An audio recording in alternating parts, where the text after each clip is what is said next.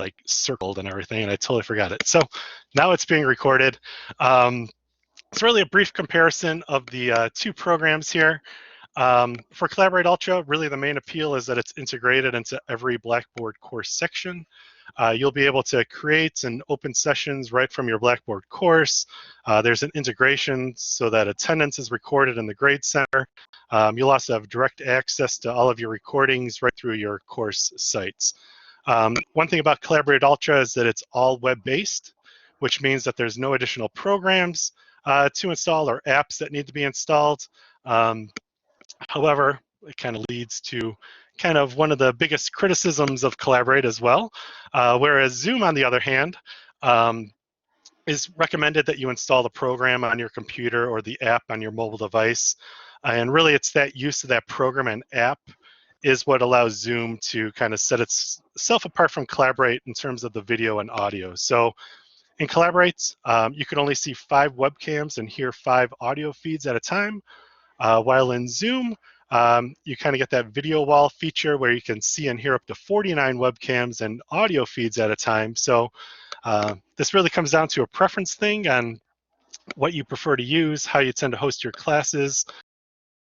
One thing to point out too is that Collaborate Ultra is supported through Learning Technologies, a Blackboard integrated tool. And since Zoom is more for all faculty and all COD staff in general, that support tends to go through the IT departments at the help desk at cod.edu. So yeah, this was actually where I was going to pause for our first pause for questions, just because we do tend to get a lot of questions here about the differences of the two or opinions of one over the other and things like that. So yeah, you can type in any questions. If you want to raise your hand too, what we'll do is we'll call on you, and you could always unmute your mic and go from there. So Karen, yeah.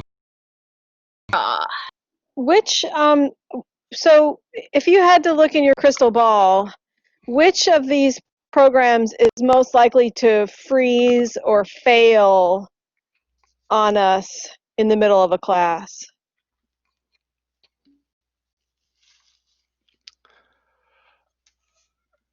Collaborate, hands down. Is that what you're saying, Laura? You want me to hop in on that, Mike? Yeah, go for it. Okay. So a big difference between Collaborate and Zoom is that Collaborate only runs in the browser, whereas Zoom has a desktop application. The fact that it has a desktop application allows it to use bandwidth resources more effectively than something that's taking place in a browser tab. And I myself have had quite the time with bandwidth going remote, and I can absolutely say that I have far less issues in Zoom rather than Collaborate. Thank you. That's very helpful. And I'm seeing some other questions here. So Barbara mentioned if we're going to talk about the attendance being integrated, I believe there is a session for Collaborate which would cover that. We also have some resources on our site and how that's all integrated together. Gail mentioned which format keeps the instructor's image steady and large as opposed to shrinking in the corner. One thing about that is actually in Collaborate, students have the option, if you are sharing your screen and your webcam at the same time, they can click on which of those screens they want to be the most prominent for their window. So Zoom also has those options where you can kind of reposition some of this windows there for it. But one thing is that it always seems like it's in that lower corner, but students would actually be able to click on the webcam, and then that would become their primary window with it.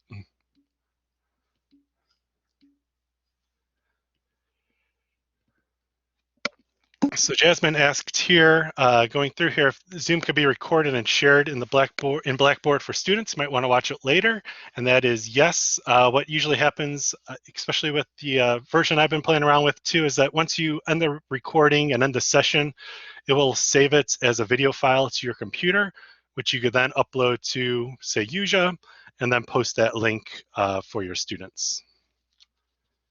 And Gail mentions here too, find it hard to see yourself. Yeah, one thing about that is that you'll kind of see a preview of yourself where students would see you the whole screen. Tom, you have your hand raised?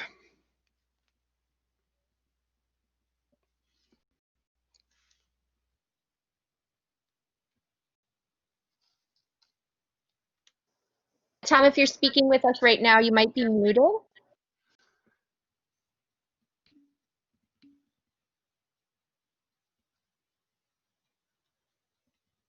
Yes, I'm sorry, I was muted. That was pretty silly. Okay, you'd think a guy with a PhD in physics could figure out Blackboard. You had mentioned that the students could jump and see which one they wanted to maximize, but only one of them is recorded, right? You have to select either you want your PowerPoint or your camera recorded. You can't pick both. Is that correct? Yeah, I believe in Collaborate, whatever is the main thing that you're sharing will be the one that's recorded. So if you are sharing a file, that would be the one that's on the recording. And there's no way to split the screen and to record both of them at the same time. No, I don't believe at the same time. You just have to deactivate sharing one and then bounce back and forth between the two.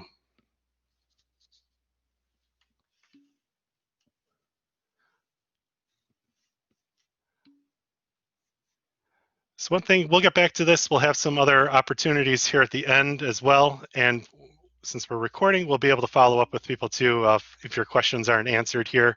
But yeah, as I mentioned, we might have time at the end here. We'll be able to answer all questions in general here too. But also continue on with the chats too if you want to just share some of your opinions here, and you could talk back and forth there as well. And really just going along with the presentation here. So once we're set with the kitchen of picking between our Collaborate and Zoom, really it's time to kind of prep the tools that we're going to be using here. So really the first big step with all of this is to become familiar with that platform and all of the options it provides. So learn how to share your screen, manage participants, sharing the files and opening breakout groups and so forth. Really try to rehearse using the technology by doing some test runs through your class session beforehand. You could do this in the course room and Collaborate, or set up just a general Zoom meeting on your own account. And even with Collaborate, what you could even do is go into one of your past course sections, even if it's unavailable. Go in, try out the tool. You can get a guest link for those sessions there. You could send it to a friend, a colleague, a family member, so that you can really test it out in a low stakes way. Try out some of those tools, some of those things that you weren't quite sure about, but you wanted to learn more about how it actually worked and how it displayed for participants. And then if you do share it with a friend or colleague, you'll get some feedback on how things are working from a participant standpoint. You could also encourage students to access a test session before your first day of class. So if they do sign up for a Zoom account or go to the Collaborate tool in your course, even just access that open course room, they'll be able to join a session, make sure that audio and video is all set on their technology, so they can kind of test out that application as well. So from here, we can refine some of our recipes. And really the Foundations of Online Teaching course, we talk a lot about course organization and really kind of that overall course design. And a big part of this is the idea of being really intentional with how the course is organized and being really intentional with what activities are included in the course. And so really kind of providing this roadmap for students each week. A lot of these same ideas could be kind of carried over to these VCM sessions. So think through some of the pedagogical value of each component and how they really go along with your students' learning and their experience in the class. A good graphic that's going around Twitter now, and in the last slide of the presentation, I have links to some resources, and I've included it there. But it mentions let the students know what the end goal is for each session. And it kind of goes along with the next bullet points of attention spans and really remembering they're at home with distractions. So when it is a bit more intentionally designed, these sessions tend to be a bit more student-centered, and it kind of recognizes some of these attention spans and plans accordingly. So a big tip is plan for breaks, especially if your sessions are very long. Vary some of the types of content and interactions you're going to have during the sessions, and we'll get a bit more into this later on in the presentation. But one other item that can really help with this is to come up with an outline for your sessions and send that out to students beforehand. This kind of coincides with another Foundations strategy, since it really helped with kind of thinking of the big picture of the whole and kind of chunking it down into different parts. And I hate the word chunking, but it's kind of that standard online term and word that's used for in the online world for breaking down those larger pieces of content into smaller, more digestible segments. We'll go with that. So there's some multitasking going on, and I'd even imagine that it's going on in the session right now since we're all online here. So if you kind of add this to the outline, what the different parts are, when those breaks are going to be coming up, what type of activities are going to be happening, that could also kind of help students kind of keep on track there and lays out some of those expectations for this session. And also from an instructor standpoint, it can also save you some time too, since you're kind of planning it all out ahead of time. You know it's going to have to be loaded on the system, what you're going to have to get set up beforehand, and really kind of helps you plan from there. So going back to our cafe and restaurant example here, there's some students that might be new to this format, as well as instructors new to the format, and also like restaurants, even if you order the same thing from one place to another, your experiences will probably vary greatly from one restaurant to another. So to kind of help with this, really try to lay the foundation of why and how you conduct your class and help set some expectations for them. Some possibilities might be to record a video or put together a document before your first live session explaining the purpose of the session, what your expectations are for the course, what type of engagement you hope to have during the sessions as well. And this could act as kind of an orientation of sorts, both for your class in general, as well as for how you hope to run your sessions. So expectations for those, and I see in the list number of people that were part of Foundations over the past months to years. So you know that expectations is another thing that we cover a lot in that course, since it could really help students know right from the start how the class will work and what's really expected of them. So in addition, you can go more into what students can expect from you, the instructor, and really in terms of the sessions itself, as well as feedback on assignments, how you're going to answer overall course questions. And this is both in VCM sessions as well as outside of the sessions itself for managing your overall course for some of those other details there. Especially early on, really try to model an effective virtual presence.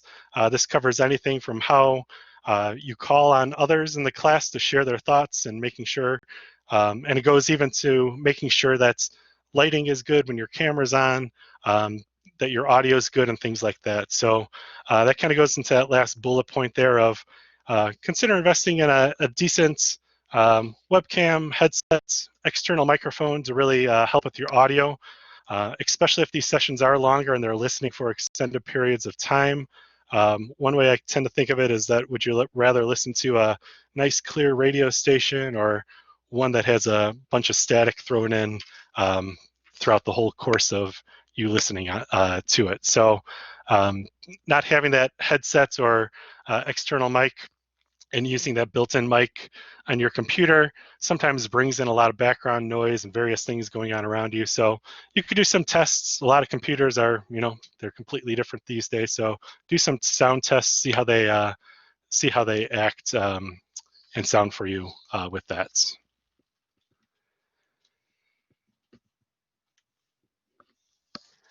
And so some things to think about and consider here for our patrons is that students might not have high-speed internet connections, and really since internet bandwidth is a hot commodity right now, I'm at home with my wife working at home and 2 children about to do their e-learning each morning here. So we had to up our internet significantly, but not everyone has that, and they might be battling for some of that bandwidth at the house.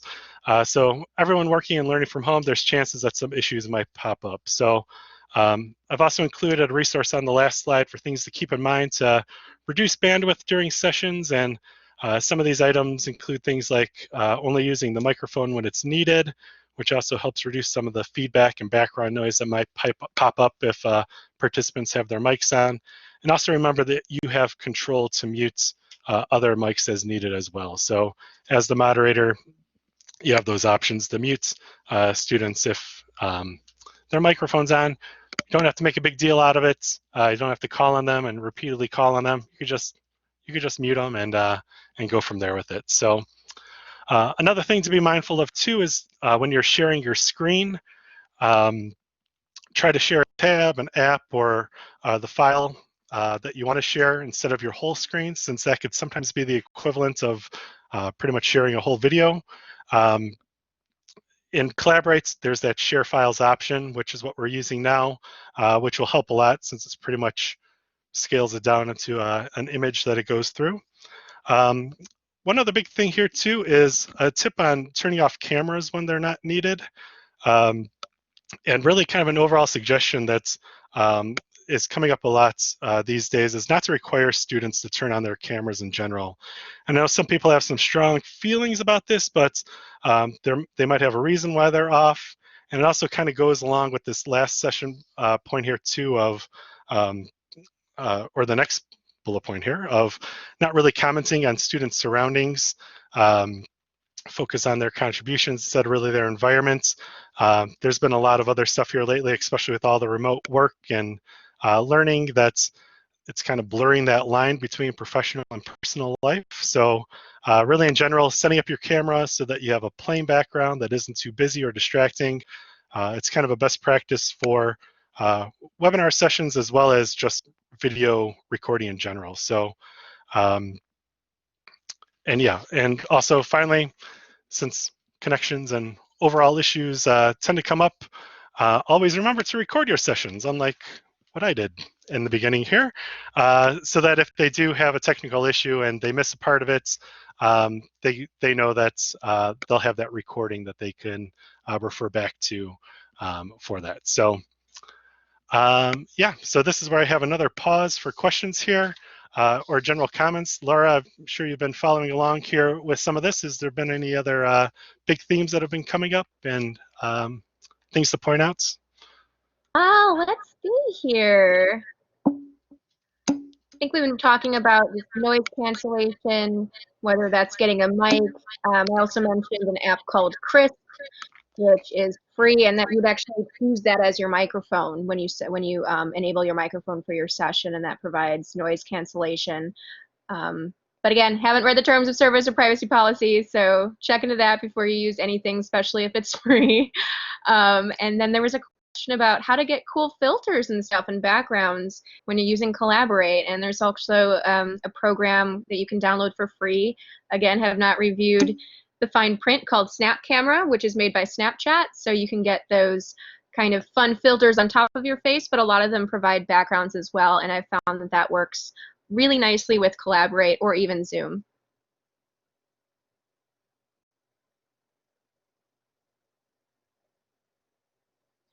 Gail did have a question. Did we address this about session links and announcements for how students enter Collaborate? Yeah, so with Collaborate, what they can do is if you have, you should have Collaborate Ultra in your course menu. As long as you set up the session there, students should be able to go into Collaborate Ultra and then access the session that way.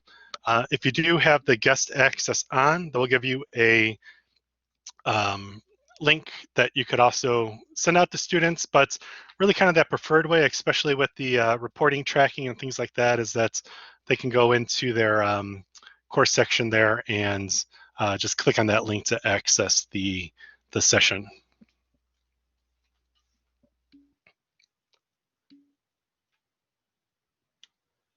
I saw one other question that popped up here. Let me see this here. So Trina mentions tips on sharing a YouTube video through Collaborate and just having issues with sound in the past.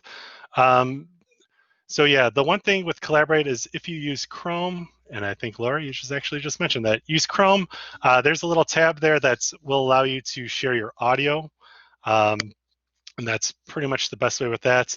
I would kind of mute all microphones and webcams to go along with it too, just to free up some bandwidth when doing that. So yeah, that would be the main recommendation with that, but that's a Chrome specific option for sharing the audio.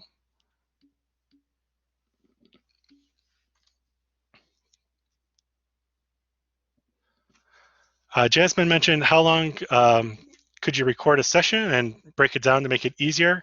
And if so, how you could do it to control it to break it down. So at least in Collaborate, any time that you stop the recording, that will end the recording, and it will be an individual recording for that. Once you start it again, it will start making a new recording. So that could be one way that you break it down, where if you do get to a session in your VCM where you are taking a break, you could always stop the recording then.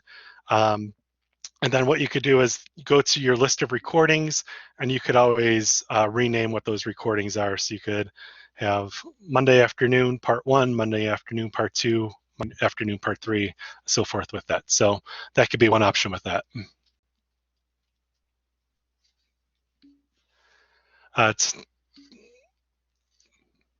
Okay, Laura's on with the questions there. So I'm going to go forward here, and yeah, keep those questions coming, and we'll take a break again in a few slides here to talk more about some of the other topics coming up here.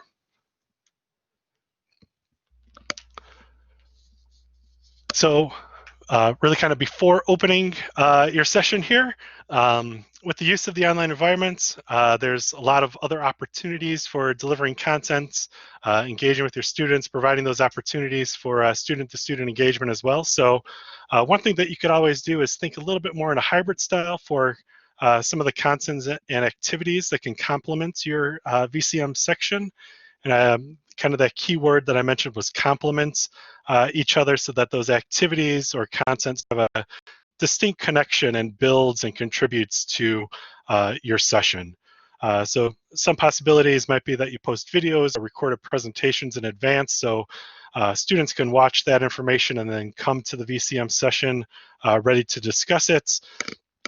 Some of these icebreakers or community building activities could also be done on discussion boards early on, or Flipgrid, instead of that first day of the VCM course. But I would still kind of recommend on that first day, that's especially for technology checks and things like that, that you kind of have a simple question where students can test out their microphones and cameras and all that type of stuff, as also another way of just kind of starting to build some of that community together. So, but also thinking a bit more of inclusiveness and things like that, where some students might feel a bit more comfortable contributing if they're not put on the spot. So having some of these alternate discussions and way of sharing some of their things might be helpful there as well. Another thing that you could also include is maybe a discussion board or a place where students can post questions about the course or the course contents. This could benefit students that don't necessarily want to speak up or ask questions in the sessions, or they think of something after the session. It could be a place where, you know, it could be about either content or assignments coming up. So kind of that general question forum where students can answer each other's question. You, the instructor, could hop in there too to clarify any points with it as well. And the last option here too is another thing where you can kind of consider having journals as well, especially for reflections.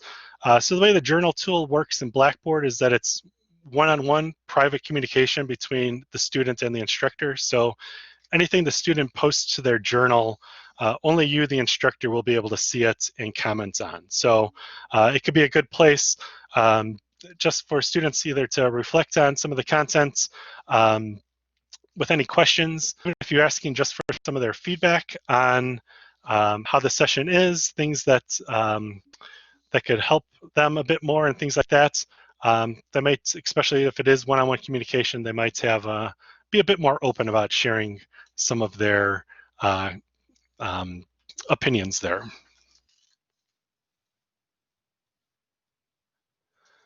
So also, before we open up our session here, we could attend to some of our advertising. So really kind of going back to the earlier slides on setting up an agenda and letting students know some of your expectations. Be sure to communicate them in the time leading up to the session.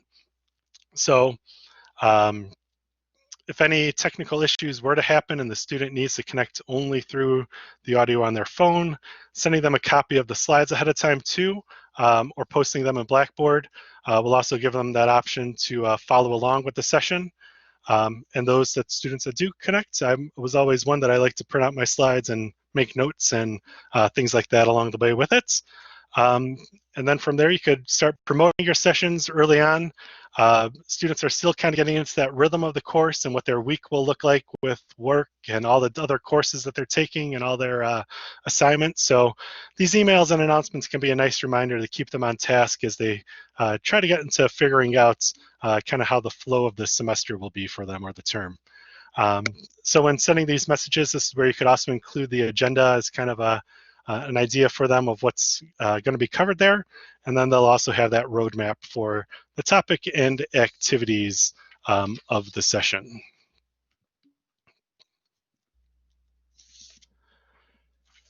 And so we're back in our kitchen getting everything set here, and we need to make sure everything is prepared in advance ahead of time here. So have all those files and websites that you need. In Collaborate, you could always make a session temporarily available, so you could actually go in and upload these files ahead of time. If you are going to be sharing websites, make sure that they're open in your browser, and if they do have a login associated with them, make sure that they're logged in. Make sure to clean up your desktop and close any unnecessary applications if they aren't going to be used. Also close any tabs, which I am very guilty of and have been called out numerous times for, since it will cause a distraction if you do share your screen, and it will also be a lot more difficult for you to actually find what you're looking for in the moment there. And so also be sure to close anything personal, such as your email, since you probably don't want those notifications popping up when your whole class is on the session there. And really finally, sessions usually open 15 minutes in advance of the start time, so sign in, make sure everything is ready to go for the opening, and also use that pre-class time like you might use it in your face-to-face classroom. So welcome students when they join, have some small talk, ask if they have any questions about the course or the contents, and really try to have some of that informal discussion time you'd have in a face-to-face class. So one comparison of this is kind of just thinking of it in a face-to-face format where you walk into your classroom 10 minutes before, don't acknowledge anyone, you don't say anything to your students, and then right when it's 9 o'clock, for example, then you start talking about your content. Don't really do that. You tend to talk with your students a bit, have that small talk. So log in early. Try to be available even after the class too. When going through some of my foundation sections, there's a lot of stories of students really sticking around for almost up to an hour after the class officially ended to just have some of this additional conversation about the course in general. Yeah, John, you have your hand raised?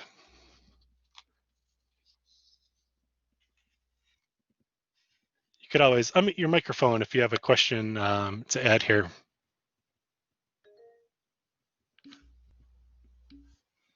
Okay, so maybe not right now, but let's see, we're gonna have, after the next slide here, we're gonna have another opportunity to pause for additional questions and things like that and get a recap of everything that's been going on in the chat here. So yeah, I'll get through this slide here and then we'll take another brief moment to pause.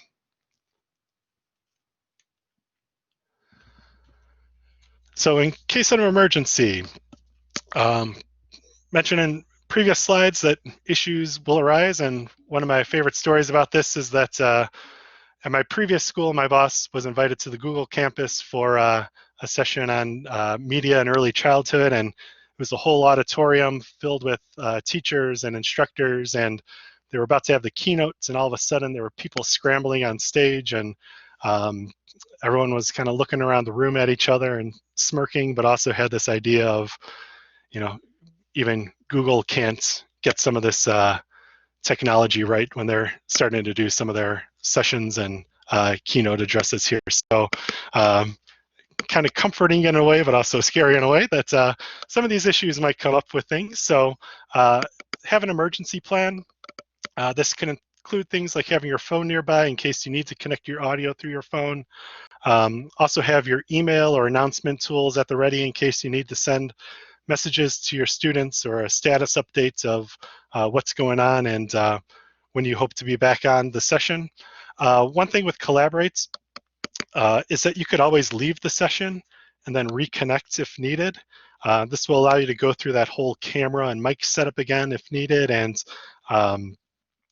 that way students will remain in the room. You would be the only one that is reconnecting to get everything set up here. So students also, you could provide them with the call-in number, which comes from your session details.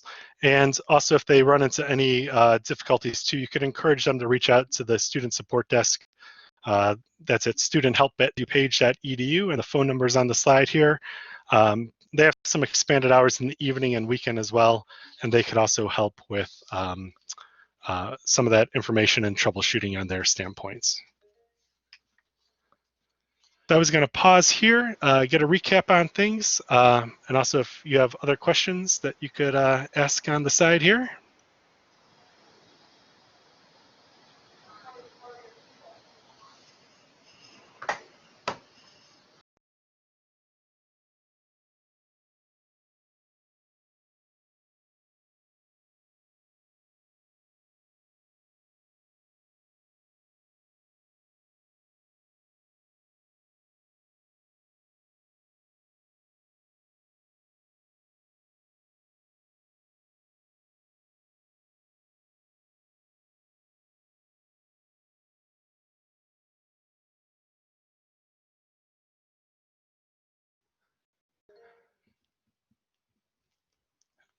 And one thing too, Tom mentioned in the chats, looking along here, that suggestions on how to set up virtual office hours for 5 sections.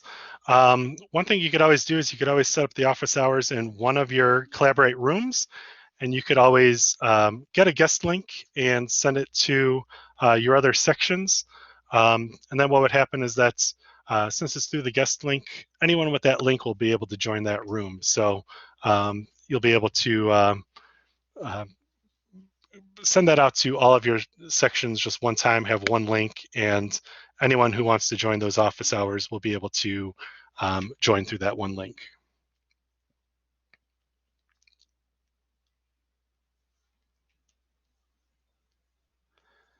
And Laura, is there any recap from the previous few slides here from things, or? I don't know. I'm just taking my little heart out over here. All right, perfect. Yeah, so didn't know if there are any other outstanding questions. I'll go through a few more slides here and then really kind of open up the floor to all of you for some of the things you have been doing in your classes, as well as some of the things that you plan to do in the upcoming semester. And looking at our time here, I have about 13 minutes left, so I'll go through some of these options here. Some of the things coming up are a little shorter and more of things to just keep in mind. So I'll move ahead here so that we have some time to share here in the end. So really, once everything is set here, you can open up for business, open up your session. One of the suggestions is to start 2 minutes after the start time of your class. This kind of gives people time to log in, but doesn't make those that were on time have to wait too long or annoy them for actually being on time. So I know that you always kind of want to wait to make sure that everyone joins, but you also kind of have to respect the time of those who are on time as well as your overall schedule here. So another suggestion too is to kind of think like a radio host. So try to keep your energy levels up, try to bring out the best of your students or your guests per se. So when you think about radio hosts, they're kind of constantly trying to engage with their audience and really hear from them. So you can kind of think of it a little bit more that way as well. Let your students know in the introduction how you're going to be dealing with questions. For example here that you could type along, have the other moderator here, and we'll take breaks throughout with it as well. and also the whole thing about making sure to let them know that the session's recorded, and then really try to send that recording within 24 hours. And so that if they do miss something, they will be able to go back and review it. So really, another thing too is relax, try to enjoy that whole experience. It will try to really kind of make everyone at ease and make it a bit more of an engaging process really throughout the term if you really establish that tone for the session. And I think really too, it's a bit more of an art form in a way, kind of like recording videos. So if you're not used to it at first, it might seem strange, but it really does kind of become easier over time. I know a lot of people too just really hate recording videos and seeing yourself on the screen, and you might hear yourself a little bit if there's feedback and things like that, but it'll become a lot more familiar the more you do it, and some of those comfort levels kind of subside after that as well. So Michael, yes. Michael, Tom has a very important question, and I think we could all benefit from your answer. Can you go into more detail about how to relax? Well, how to relax, really, I think a lot of it just comes from some of the earlier things mentioned about being prepared, being intentional with your class, really kind of having that game plan for the session itself. Because really from there, you kind of have it kind of choreographed in a way, if you want to say it, of how the session would be or that you plan for it to be. So, and I think really the thing too is just really over time of the more you do it, the more you're able to kind of do that. So just some suggestions with that. So practice things, record videos. You could always record like a weekly intro video for the class. That's some more camera time that you'll have on your computer and actually having to see and hear yourself on it, and becoming more used to some of those processes. So those things with that as well. So I always mention how much I hated recording videos and would put it off so much whenever I had to do it in the beginning. But now after especially 2 years of all those foundation things and various other recordings that I make for tutorials, it's kind of like a non-issue these days. And I kind of hear from other people about that too, of I didn't think that would happen the more I recorded stuff, but all of a sudden it's kind of more of I'm in a comfort zone with things. So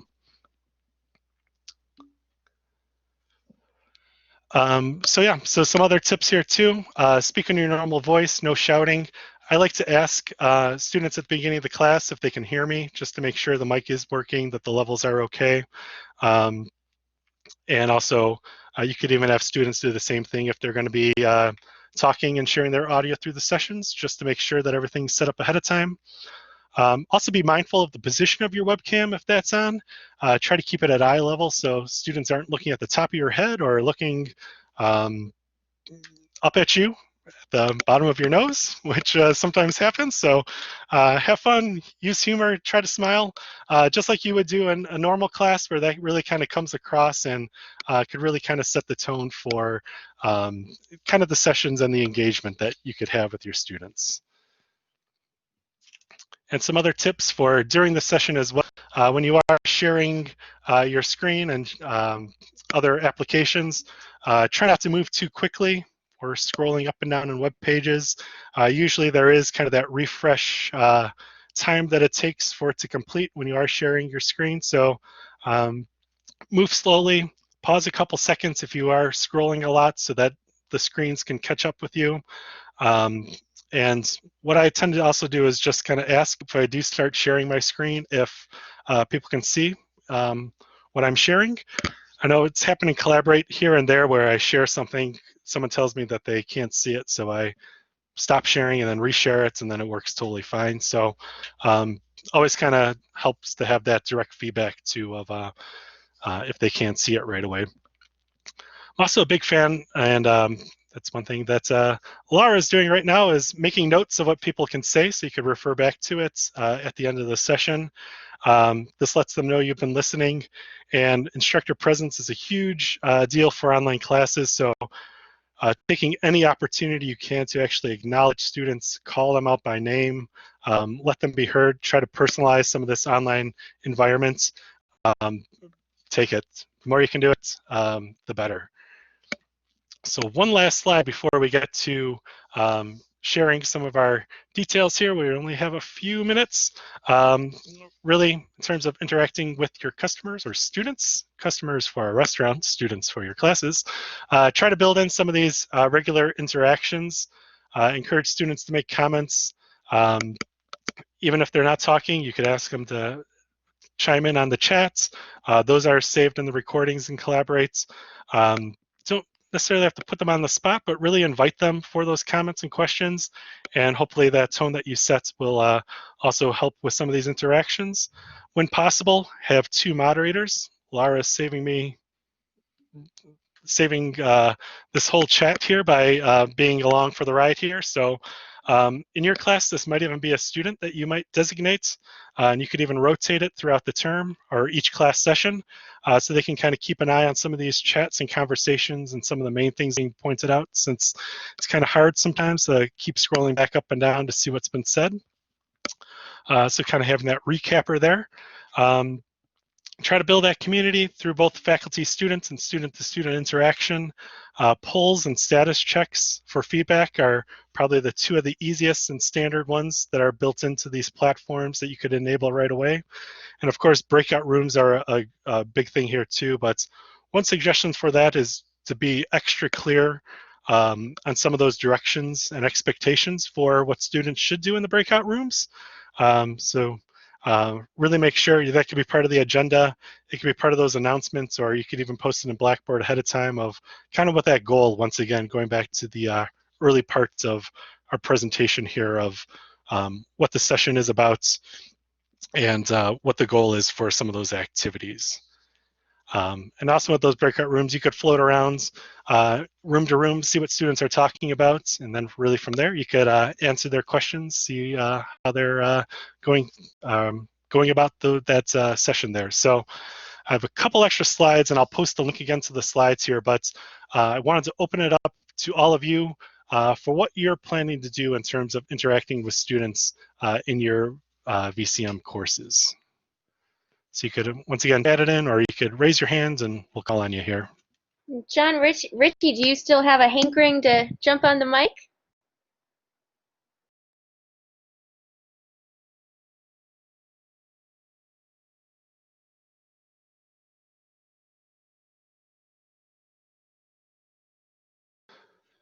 So Ruth, you mentioned how do you set up breakout rooms? That's really an option in both Zoom and Collaborate.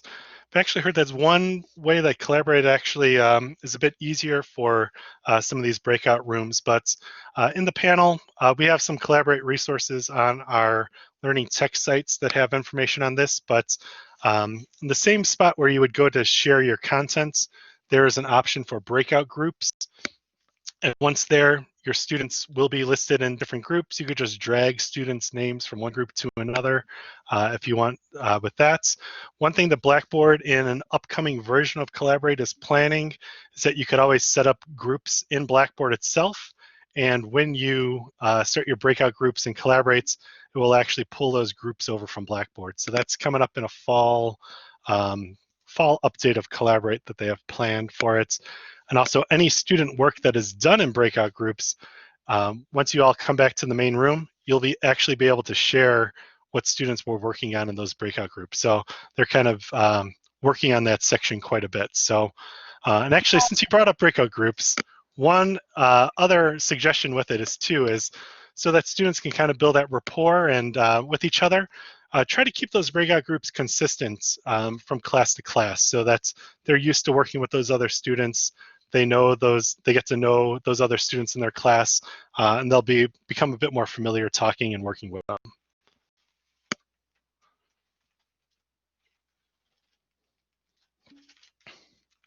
Mike, real quick, could you share that third-party whiteboarding tool that you've had some success with? What's that one? There was a whiteboard tool that you were super digging. Yeah. One person in my foundation class recommended GoBoard. It's called goboard.com. And it is a whiteboard tool that you don't need to sign up for any accounts. You could just start it. A nice thing is that you could set up multiple pages on that whiteboard. You can even enable your webcam on that site. So that's, even though all the students are looking at that whiteboard, they are still able to see you as well. So it's, I'll type in the, Earl, give us the there we Earl go, line. goboard.com. With that, another one is to also just look at some of those collaborative document tools like Google Slides or PowerPoint Online, which everyone has access to Office 365 at COD. So you could always pull up PowerPoints, and those have drawing tools on there as well. So you could also, and yeah, Laura mentioned OneNote here. So you could always use that as kind of a whiteboard where you share that PowerPoint Online site. Mary, you have a question? Your hand raised? No, I was just going to give some ideas of what I was going to do. I was certainly going to use the groups and even maybe have them continue asynchronously using the groups, you know, because they could email those students just through Blackboard, right?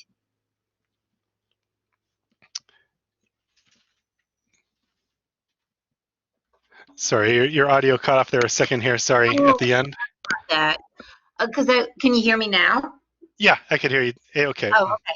Because I was going to say, I was going to continue, I was going to start them out in maybe random groups and then have them even work asynchronously in these same groups because they can easily just email those students through their Blackboard shell, right?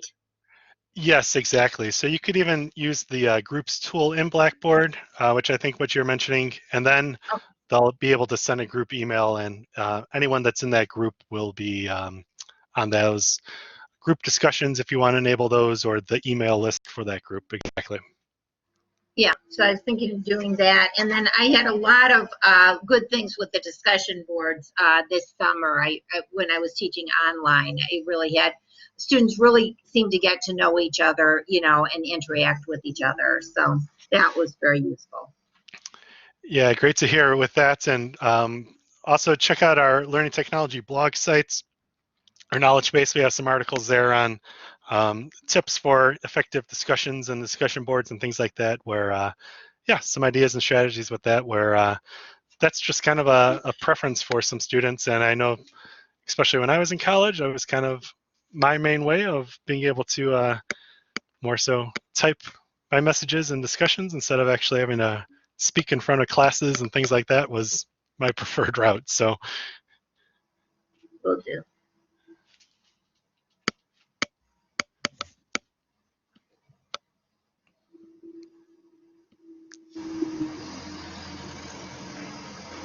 we're kind of running out of time here. Posting the link again in the chat for a copy of these slides. There's some additional information here on just making sure not to overdo it with the technology, because you know, a great thing is that's there's a lot of possibilities for the VCM, but the bad thing is that there's a lot of possibilities for these VCMs, and you could overwhelm yourself and your students. So try to even out some of that technology with it. Start gradually with incorporating things, and then working your way up from there as you get more comfortable with the different tools and the formats that you have. So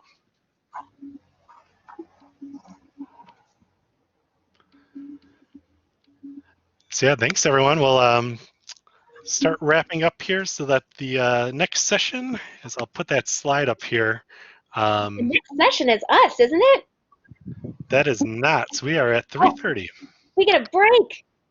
We get a slight break, yes. It's Instructor Presence is the next session. Ah, there you go.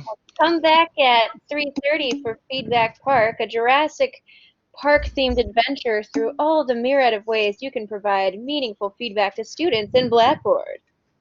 Rawr. Costumes recommended, but not required.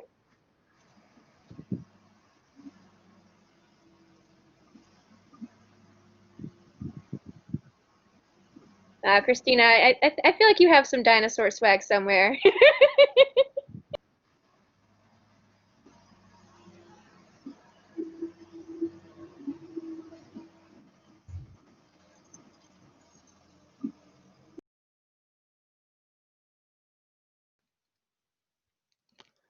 Hey, Mike. And thanks for joining in there, Laura, since I was very focused on my notes going through, making sure I didn't skip anything here. So I Not that heard Mike. the Hi, Mike. Hi, Mike heard and the Kate. chat heard the chat beeps, and Pain yes, in you were everyone's busy. butt, Mike and Kate. No, Mike, I just wanted to Hi. remind you to quit recording.